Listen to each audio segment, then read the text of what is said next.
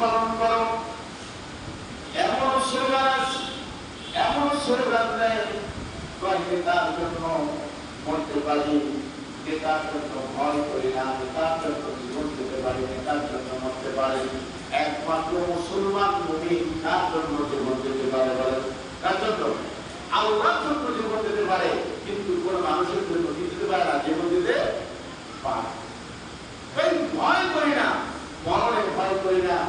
যদি এটা আবশ্যক থাকে, এটা সম্পর্ক থাকে, এভাবে যদি আমরা দুনিয়ার মানুষ রচায়িত মানুষের মন্ত্রতন্ত্র যদি আমরা গ্রহণ করি, নবীজির আদর্শ যদি আমরা ছেড়ে দেই, তাহলে আমার নেতা যেখানে যাবে আমি সেখানে যাব। আমার নেতার সাথে আমার হাসর নাসর হবে। ভাইরা আমার, আল্লাহ রাব্বুল আলামিনের প্রিয় হাবিবের আদর্শকে আমাদের জানতে হবে। নবীর আদর্শটা কি? আল্লাহ নবীকে কেন আল্লাহ রাব্বুল আলামিন দুনিয়া পাঠাইলেন? আল্লাহ রাব্বুল আলামিন সূরা 3 এর মধ্যে আল্লাহ বলেছেন, লাকাদ খালাকাল ইনসানা ফি আহসানি তাকওয়িম। লাকাদ খালাকাল ইনসানা ফি আহসানি তাকওয়িম। আল্লাহ বলেন, হে নবী, আপনাকে আমি মানুষের জন্য উত্তম আদর্শ দিয়া, উত্তম চরিত্র দিয়া আমি আপনাকে দুনিয়ায় প্রেরণ করেছি।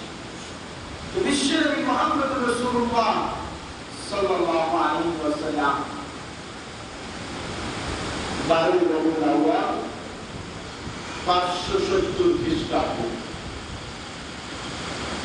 রোজ সোমবার নবী করিম সাল্লাল্লাহু আলাইহি ওয়াসাল্লাম দুনিয়ায় আগমন করেছেন। আল্লাহকে রহমত স্বরূপ নবীকে দুনিয়ায় পাঠাইছে। এটা নবীর জন্মের আগে থেকেই মানুষ অনুভব করা শুরু করে দিয়েছে যে এই পৃথিবীর মধ্যে রহমতুল আলামিনের আগমন হবে। রহমতুল আলামিন আসবেন। বিশ্বনবী তার মা আমিনার গর্ভে নবী সাল্লাল্লাহু আলাইহি ওয়াসাল্লাম দুনিয়ায় আসলেন। আব্দুল্লাহ বয়সে আমিনার গর্ভে আল্লাহ রাব্বুল আলামিন পাঠালেন।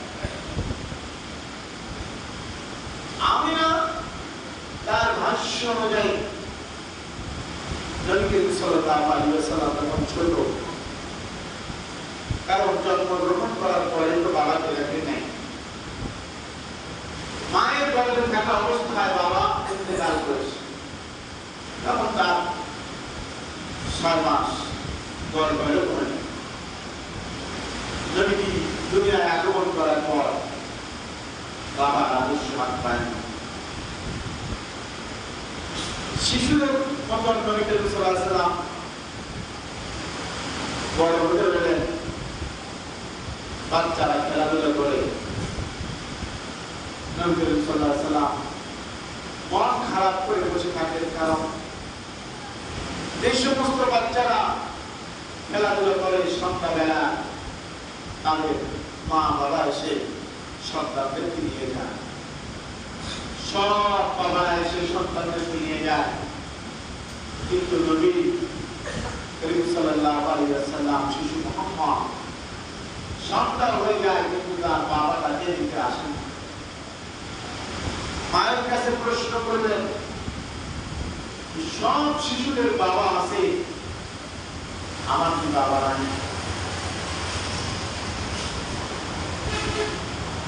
তখন মা বললেন, না, তোমার বাবা তো দুনিয়া থেকে মৃত্যুবরণ করে ইন্তেকাল করে চলে গেছে, ইন্তেকাল করেছে।